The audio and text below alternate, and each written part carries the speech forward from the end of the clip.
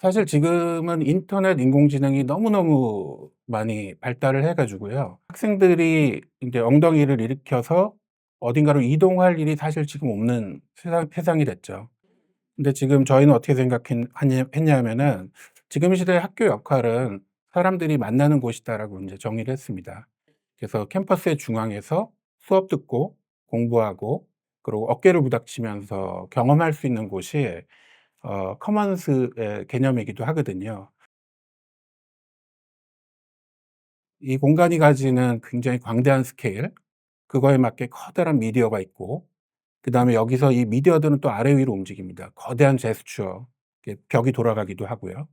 이런 것들은 이 공간이 가진 특성들, 또 인제 교실도 굉장히 자유로운 평면에 여느 교실하고 되게 다릅니다. 이런 것들은 엄청난 세련됨이죠. 누울 수도 있고 여러 자세로 쉴 수 있는 라운징 스페이스를 제공한 것도 제가 보기에는 세련됨이라고 생각합니다.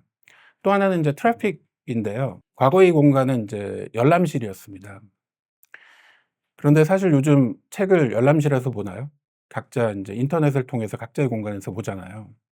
그래서 사실 여기는 인제 죽어 있는 공간이었습니다. 트래픽을 어떻게 만들 거냐. 그거는 이 젊은 친구들이 일어나서 갈 수 있는 자석 같은 매력이 있는 콘텐츠가 있을 때 움직입니다. 예, 보는 게 새롭거나 만나서 무엇을 할 수 있거나 이런 것들이 있다면 일어나서 인제 움직이죠. 근데 여기는 지금 수업도 있고 그 인터랙션도 있고 근데 볼거리도 있고 여러 가지 이야기도 나눠지는 곳이기 때문에 사실 전에 비해서 트래픽이 100 배쯤 늘어났다고 볼 수 있습니다. 그런 면에서는 이 공간은 인제 전의 공간과 굉장히 차이가 있죠. 디지털 기술이 발달하면서 도서관의 역할은 인제 경랑을 치고 있죠. 그래서 지식의 허브나 만남의 장으로 인제 바꾸고 있죠. 근데 그런 패러다임도 사실은 2010 년까지 인제 다각화돼 있었고 2020년 이후에 인제 도서관이 어떻게 될 거냐는 아직 퀘스천입니다. 근데 여기는 지금 학교 도서관이고 위치가 이렇고 그다음에 인제 교육하고 연계돼 있기 때문에 저희에게 맞는 솔루션은 이거고 지금 저희가 생각하는 가장 아이디얼한 인제 그 동선은 인제 수업을 여기서 듣고 그다음에 인제 위에 있는 도서관에 올라가서 인제 친구들을 만나거나 인제 추가적인 공부를 하는 거죠. 혹은 인제 공강 시간에 어 뭔가 인제 엉덩이를 붙일 곳을 제공을 해 주고 있고 그런 것들이 지금 역할이 아닌가 생각합니다.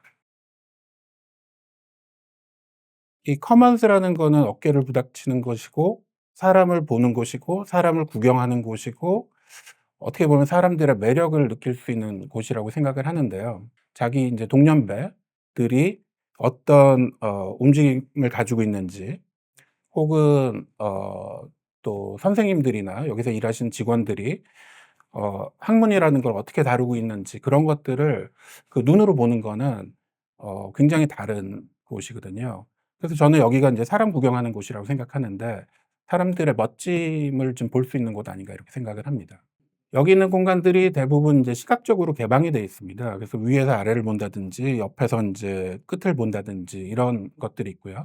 또 강의실도 유리로 구성이 돼 있고요. 사람들의 행동의 모습에 따라서 혹은 생각의 모습에 따라서 좌석 배치도 바뀌기도 하고 둘러앉는 모양도 바뀌기도 하고 그런 면에서는 그 생각이 몸으로 구현되고 그 공간에 실천되는 형태로 보이는 게 그게 운동장 같다고 생각합니다, 저는 여기가. 네. 120 명이 대형 강의를 할 때는 집체가 가지는 매력을 강력하게 느낍니다. 그래서 한 가지 아이디어를 120 명이 같이 동조할 때 느끼는 그 느낌이 있고요.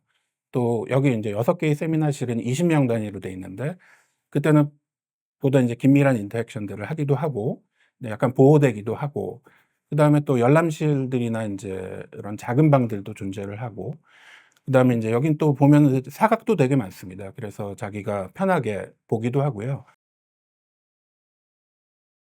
폴리매스라는 단어가 있는데 한국말로 하면은 박학다식 혹은 여러 가지를 할 수 있는 이런 뜻이거든요. 사회가 굉장히 복합적인 문제들을 다루고 있고 또 개인들이 풀어야 될 방법도 굉장히 어 바뀌고 있기 때문에 저는 융합형이라는 표현 못지않게 중요한 게 개인이 다면적인 능력들을 갖추는 게 되게 중요하다고 생각합니다. 혼자는 할 수가 없고 그런 폴리매스들이 인제 필요에 따라서 이렇게 얽혀 나가면 그때 훨씬 더 시너지를 많이 낼 것이라고 생각합니다. 2층 강의실은 서울대학교 신입생 3,300 명이 한 번은 거쳐 가야 되는 공간입니다. 이 주제에 따라서 뭐 삶, 죽음, 뭐 사랑, 환경 이런 주제를 가지고 한 학기 동안 수업을 하는데요.